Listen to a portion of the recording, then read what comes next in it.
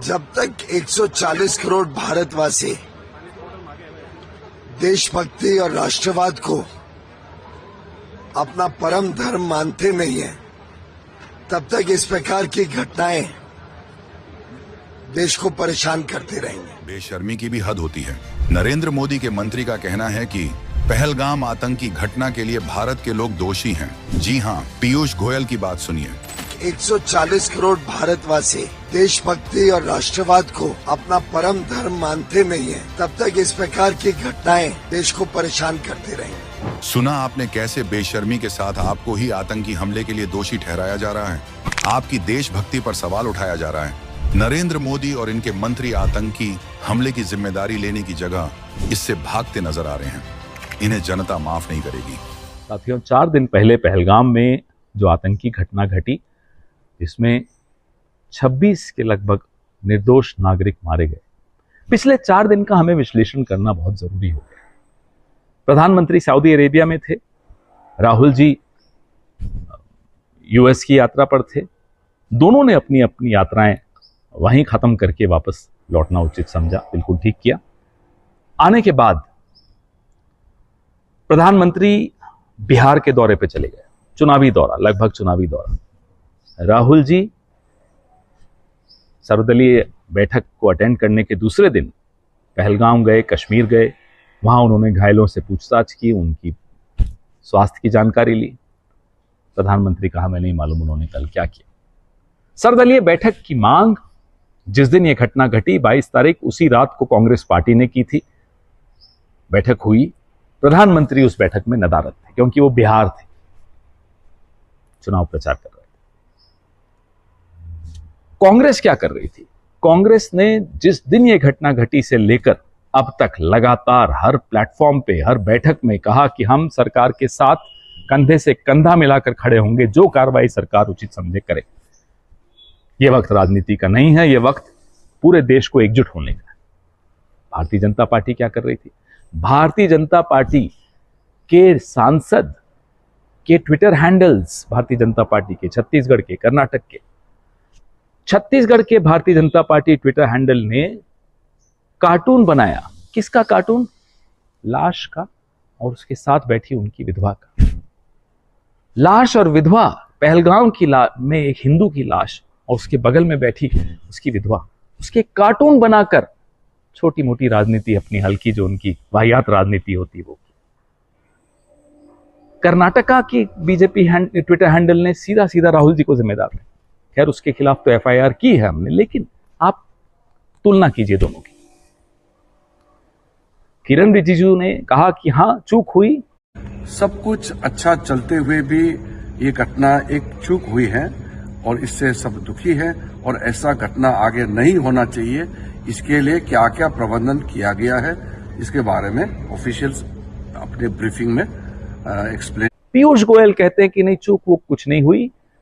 देश के 140 करोड़ लोगों में राष्ट्रभक्ति कम है। जब तक 140 करोड़ भारतवासी देशभक्ति और राष्ट्रवाद को अपना परम धर्म मानते नहीं है, तब तक इस प्रकार की घटनाएं देश को परेशान करते रहेंगे। सीधा सीधा देश को जिम्मेदार ठहराया। पहले भी आतंकी घटनाएं हुई हैं, पहले भी सरकारें थी, कभी किसी ने देशवासियों को जिम्मेदार नहीं ठहराया, कभी किसी ने देशवासियों की राष्ट्रभक्ति पर सवाल नहीं उठाया।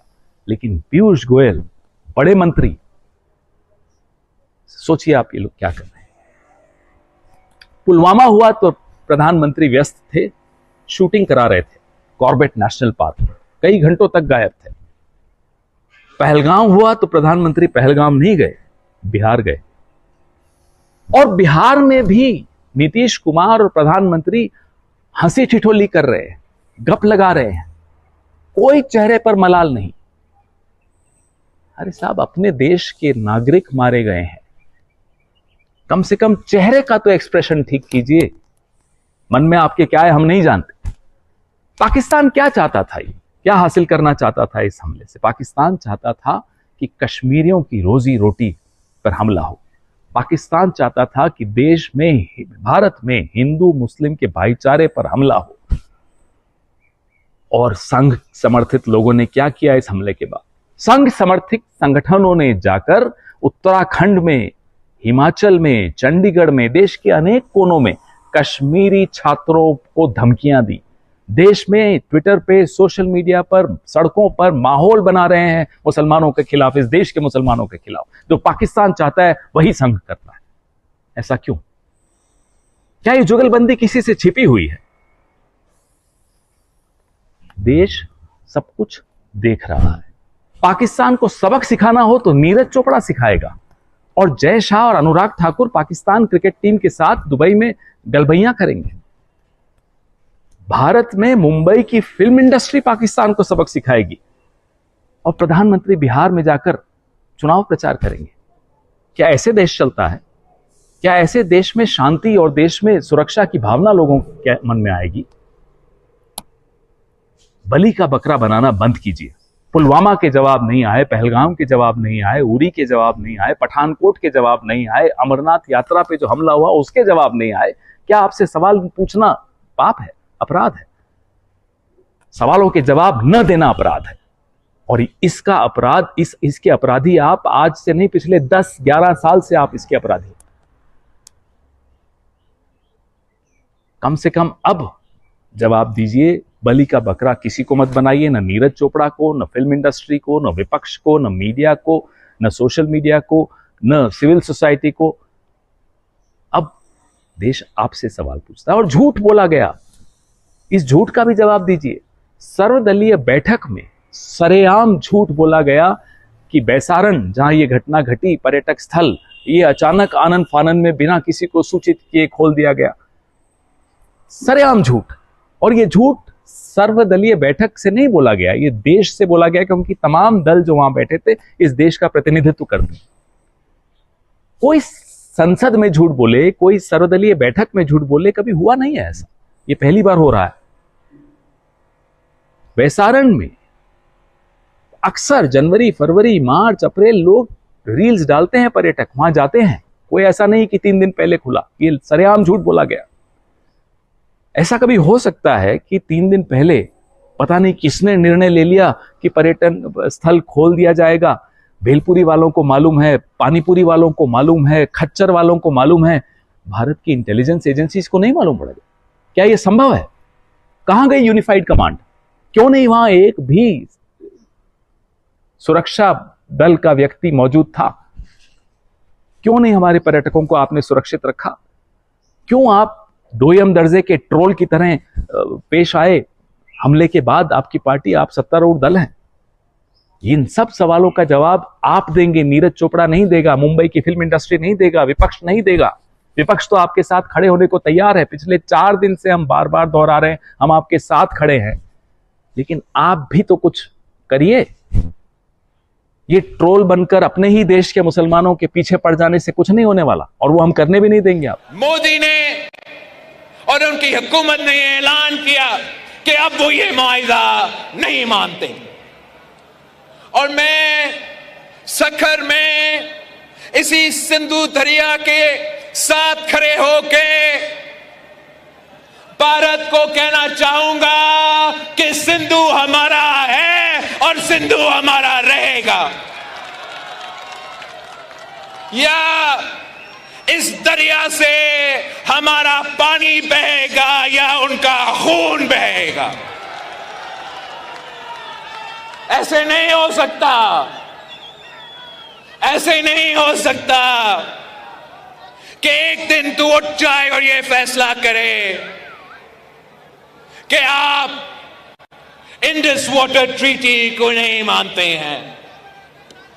ना बैनुल-अक़वामी सतह पे ये माना जाएगा, ना पाकिस्तान के अवाम ये मानेंगे, और आपके अपने भारत के अवाम भी ये जुल्म हमारा सिंधु के खिलाफ। पाकिस्तान के मंत्री तो अपनी हैसियत से ज्यादा बोल रहे हैं, लेकिन उनके यहाँ के ये जो बददिमाग, बदजुबान, भोंडे प्रवक्ता हमारे टीवी चैनलों पर बोल रहे हैं, उनको हम बकवास क्यों करने दे रहे हैं? पिछले 96 घंटे, पिछले 4 दिनों से मन में बार बार एक सवाल कौंध रहा है, और वो सवाल ये है कि हमने पाकिस्तानी आर्टिस्ट्स पर, पाकिस्तानी स्पोर्ट्स पर्सन्स पर प्रतिबंध लगाया, और इससे मुझे कोई दिक्कत नहीं है। ये होना चाहिए, और इसलिए होना चाहिए क्योंकि पाकिस्तान अपनी सरजमी पर हिंदुस्तान के खिलाफ जो ताकतें हैं उनको पनपने के लिए शरण देता है, तो बिल्कुल ऐसा किया जाना चाहिए। फिर इन भोंडे प्रवक्ताओं को, इन बदजुबान लोगों को हमारा मंच क्यों दिया जा रहा है? टीवी चैनल वाले तो इनको बुला लेते हैं, मुर्गा मंडी लगती है, खूब चीखा चिल्ली मचती है, उनको टीआरपी बटोरने का मौका मिलता है, लेकिन सरकार आंखें क्यों मूंद लेती है? क्योंकि असलियत यह है कि जब हम इनको बुलाते हैं, और 30 सेकंड के लिए ही सही, अगर हम इनको इस देश के खिलाफ बोलने का मौका देते हैं तो यह देश प्रेम नहीं है, यह देशद्रोह है। और इसीलिए मेरी सरकार से मांग है कि हम इनको अपना कोई भी मंच नहीं दे सकते, और सरकार तुरंत सख्त निर्देश इशू करे तमाम टीवी चैनल्स को, और ये निर्देश दे कि पाकिस्तान का कोई भी प्रवक्ता, पाकिस्तान का कोई भी व्यक्ति हमारे किसी टीवी चैनल पर नहीं आएगा, हम उनको मंच नहीं देंगे। मेरा नोएडा के तमाम मीडियागढ़ से भी बहुत बड़ी अपील है, आप अपने आप को देश प्रेमी कहते हैं, बाकी सबको देश प्रेम का सर्टिफिकेट बांटते हैं, थोड़ा देश प्रेम दिखाइए यहां पर, और पाकिस्तानियों को अपना मंच देना बंद कीजिए।